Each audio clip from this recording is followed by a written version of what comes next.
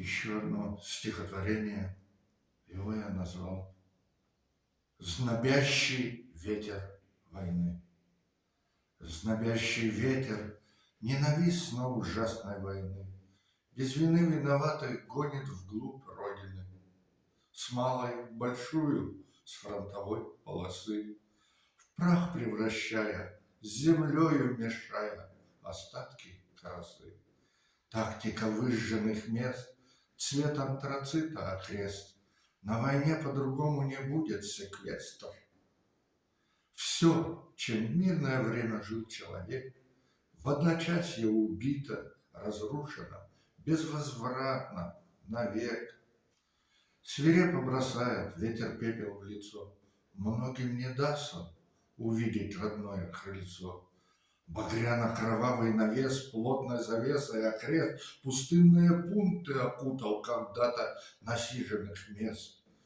Вонь нестерпимая в загнивающих треснутых швах, повсюду незримо господствует страх, а ветер знобящий исчадием ада пропах, обдувает тела и фрагменты в полях и лесах.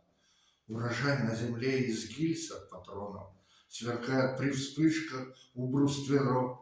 В окопах сыро и смрадно чавкает глина, ухнула рядом подлетная мимо.